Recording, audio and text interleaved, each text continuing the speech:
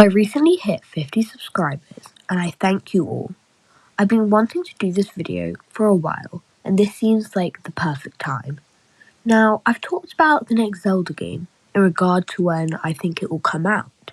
However, in this video I want to talk about what I want the next game to be. Anyway, let's get into the video. First off, I want to talk about other people's ideas.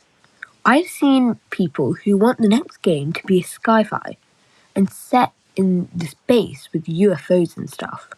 Although I think it would be cool, I personally would prefer the traditional medieval setting. Also, I've seen the idea of the Age of Calamity map with the Wild Era gameplay. I think this idea is really cool and I would definitely pick it up if it happened, but a fifth game in the same style and map?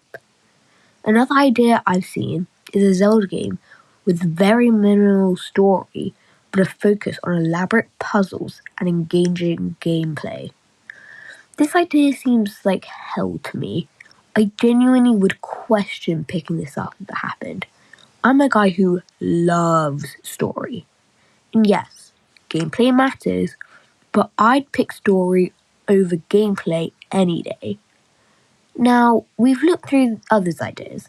Let me present to you my own. Gameplay and puzzle solving seems like a no-brainer to start with. My idea for the next game is a Hyrule split into two planes of existence. The main gimmick will be the ability to switch between them.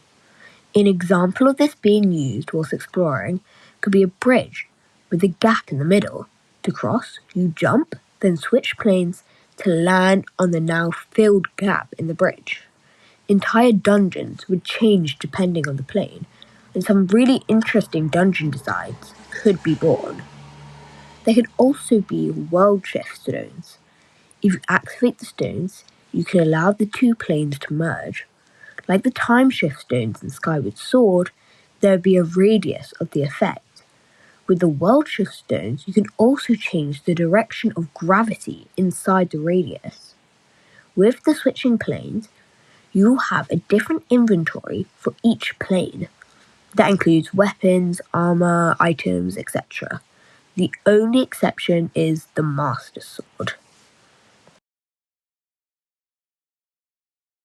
Next, we will be talking about the map, art style, and the races that inhabit Hyrule. As you can see, this is the map I've drawn. I'll let you look at this whilst I talk. The races that will inhabit Hyrule in this game are the Hylians, Sheikah, Gorons, Zora, and Gerudo. I imagine the art style of this game being a cross between the shell-shaded look of Wild Era games and an anime style. Kakariko Village will be inhabited by Sheikah and Hylians. Castletown will be inhabited by a mixture of all the races. Zora's domain will be solely inhabited by the Zora. Same for Goron City and Gerudo Town with their respective races. Akila Village is inhabited by Hylians. The Nehru Town will be inhabited by Zora and Hylians.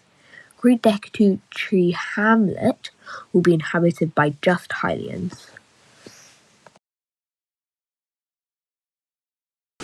The final thing I want to talk about is the story.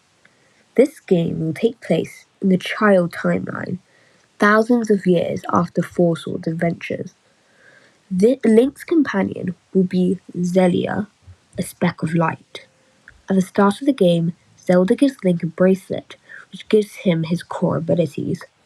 Ganondorf, a copy created by Null, will try to submerge the light world into the dark world, but only manages to contain half. After completing 4 dungeons and getting the Master Sword, Link and Zelda split up. They find each other, then continue 3 more dungeons. The boss of the 3rd dungeon will be a copy of Zelda, created by Lull, who Link was with for the last 3 dungeons. For the first 4 dungeons, Link is working towards getting the Master Sword. For the last 3 dungeons, it's the fake Zelda leading Link into trouble. So, that's what I want the next Zelda game to be like. Comment down below your ideas, and if you liked the video, please consider liking and subscribing. Bye!